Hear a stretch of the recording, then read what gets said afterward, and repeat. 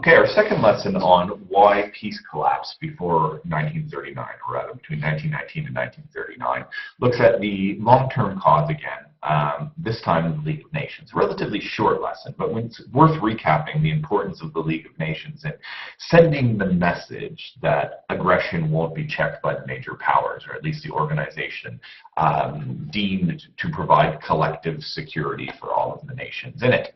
Now, the idea of collective security is important, and it's a notion that's relatively new to the world after World War I.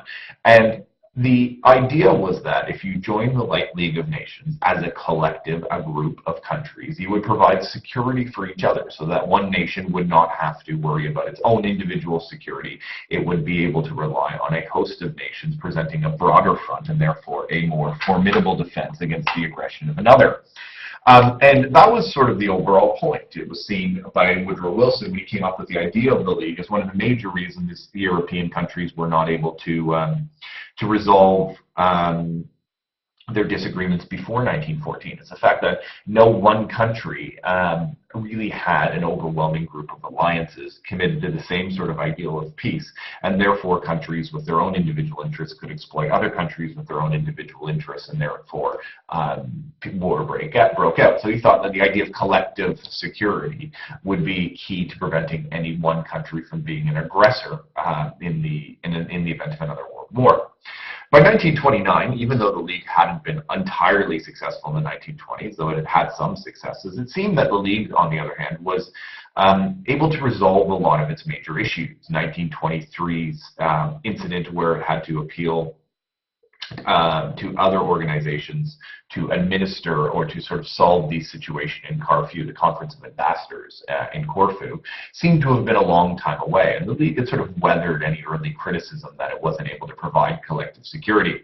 Not only that, from 1926 through to 1929, countries began to join the League in growing numbers, particularly Germany, and that was a huge step for European collective security, feeling that Germany now was no longer an aggressor, but a friend in providing the security for all of the nations.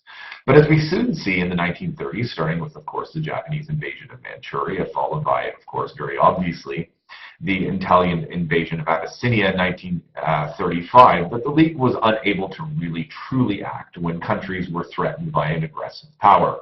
And not only that, at the same time, from 1933 forward, you have in Germany, a Germany that is rearming and slowly and surely throwing out, term by term, the Treaty of Versailles. And collective security as a notion was effectively dead after the Italian invasion of Abyssinia. And therefore the League of Nations was, I suppose, by the end, not able to provide on its main goal.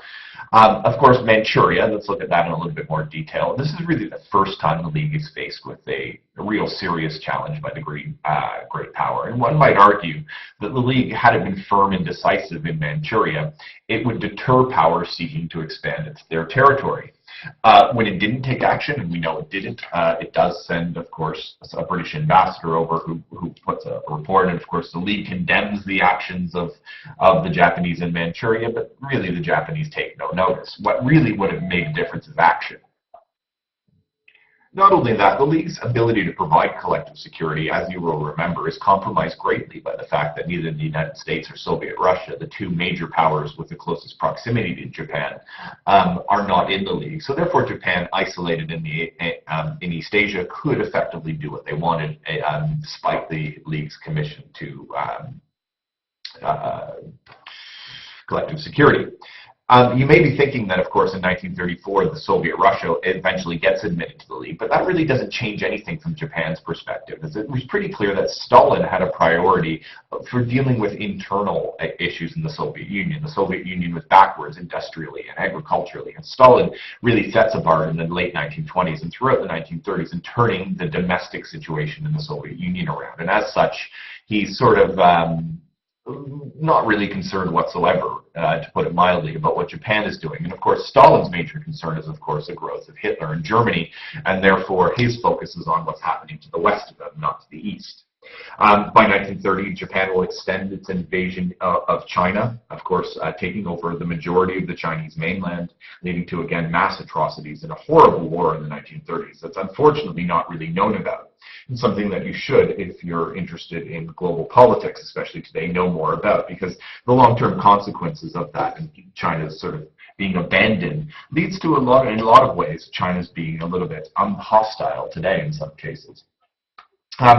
Italy and Germany are also encouraged by the League in action. Of course, Mussolini is watching very carefully, and as is Hitler in Germany. And they start to believe that their territorial ambitions are feasible under the circumstances. And it will take a significant European threat to make them sufficiently, that is the League of Nations, sufficiently confident to act. Abyssinia, of course, is another major failure of the League. The economic sanctions are very weak. And they're weak for a lot of political reasons, not least of which Britain's need to encourage or keep Italian trade going because they were reliant on the Italian economy in many ways buying their coal during the Great Depression. But the economic sanctions imposed on Italy give really initial indications that the League would take a firm action. But when it's clear that they really won't manifest into anything strong, the League is exposed again as weak and open to double dealing. In other words, that people can go behind it.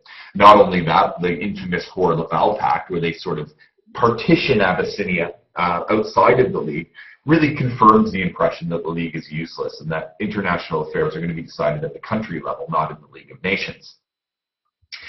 Hitler and Mussolini are pretty delighted by the fact, actually, that the League of Nations won't act. It really shows that putting sort of the idea of internationalist, which in fact means collective security, ahead of national interests was impossible for the key members of the League, Britain and France. They were willing to, they basically demonstrated to Germany and Italy that they would look after themselves, and therefore, as long as you didn't affect the national interests of Britain and France too much, and you dealt with countries that, let's just say, they were relatively not concerned about, you could probably get away with what you wanted. This effectively means, of course, that further aggressive behavior from Italy would probably be tolerated and that Hitler would soon probably be able to try furthering his policy, which from the outset is to destroy the Treaty of Versailles. And another major issue that the League fails at that sends a message that very much paves the way for World War II becoming more possible is the fact that the League is unable to accomplish one of its other major goals at all, of disarmament. And it can be argued that the League has minor successes, but one massive failure of the League, you have to argue, is disarmament. Okay? What they wanted to do, of course, was ensure that all of the countries disarmed to the minimum possible level needed for national security. Okay? Disarmament hadn't happened before Abyssinia for a number of reasons. Okay?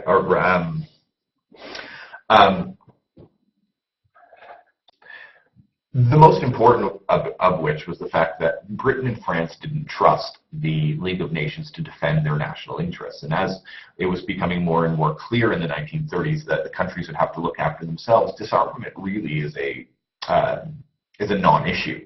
Moreover, though they don't disarm, what they don't do is rearm.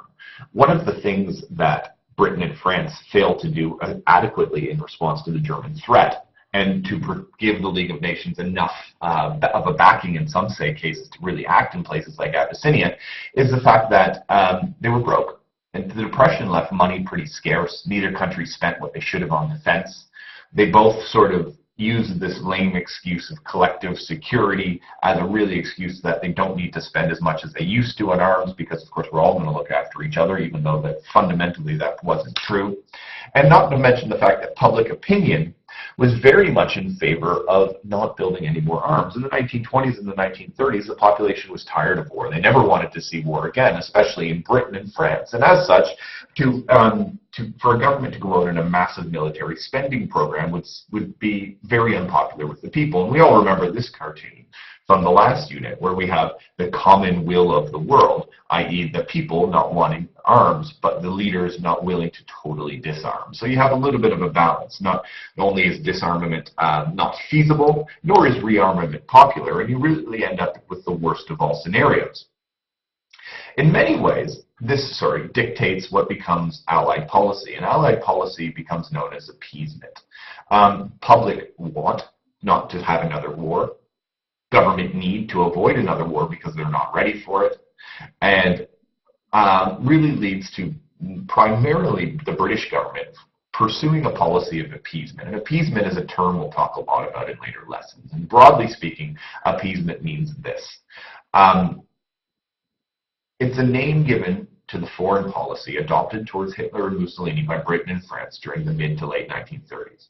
It involves making pacts and deals with the dictators in order to satisfy their demands without going to war. It's opposed by a small number of high-profile people, most notably Winston Churchill. But it's also supported, however, by the majority of the British and French politicians. So the idea that we can just give in and avoid war becomes known as appeasement. The most famous example of appeasement, as we'll learn, is the Munich Agreement of September 1938, which is the subject of another lesson. Now, how did the League factor in with appeasement? After 1936, rearmament becomes more of a top priority, but it's unlikely to preserve world peace on its own.